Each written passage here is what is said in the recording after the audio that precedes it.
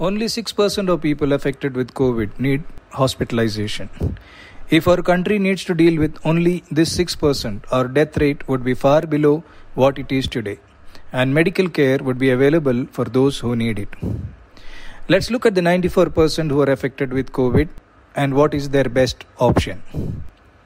You are tested positive and you have either no symptoms or very mild symptoms, like a cold, cough, fever, body pains, weakness. This means that your immunity is working well against the virus and keeping it under control. And in a matter of 1 week to 10 days, all these symptoms will settle down. You may develop a loss of smell and taste along the way, but you will recover without any complication with simple over-the-counter medications like Dolo 650, home remedies, Ayurveda and homeopathy. Be in constant telephonic touch with your family doctor. Keep him informed on a daily basis. I have treated over 1300 people this way successfully. I strongly believe that over 94% of the people affected with COVID can be treated this way. Where are we going wrong? RT-PCR is the main test for diagnosing COVID, and it is only about 65 to 70% accurate, which means that 30-35% may be positive but will still show as negative. Not testing for COVID.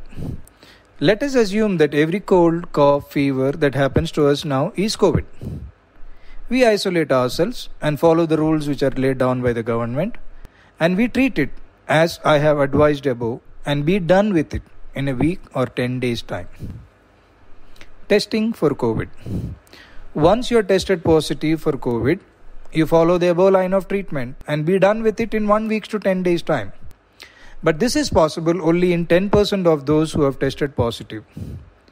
Let me explain what happens to the rest 90% who are tested positive. Panic. With the second wave hitting us hard and the fear surrounding it, the moment you are tested positive, all hell breaks loose. You are flooded with advice from relatives, friends, colleagues, each one telling you their experiences and all the gory details from the news and the social media, and you get scared.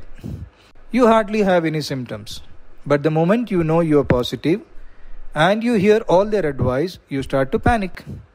When you panic, your breathing pattern changes. You breathe shallow, and in doing so, you pull carbon dioxide in your lungs and you begin to feel breathless. You are told that the lungs are getting affected, but the fact is that your anxiety is what is causing your breathlessness. Now you are asked to do the following investigations: a D-dimer, a C-reactive protein and a CT scan of the chest. A D-dimer. Elevated levels of D-dimer are associated with any inflammation and any disease activity. It is only when the levels are extremely high it indicates a clotting problem. C-reactive protein. A high level of C-reactive protein in the blood is a marker of any inflammation.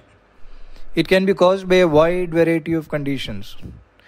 Both the above tests are not specific for COVID. They are just supportive evidence of inflammation and infection. CT scan of the chest. More than 80% of the COVID patients show ground glass appearance in their CT scan. The moment you see the report, everyone says that your lungs are involved and you are in trouble. But that's not true. The COVID virus has a tendency to affect the lungs and to produce inflammatory changes in the lungs.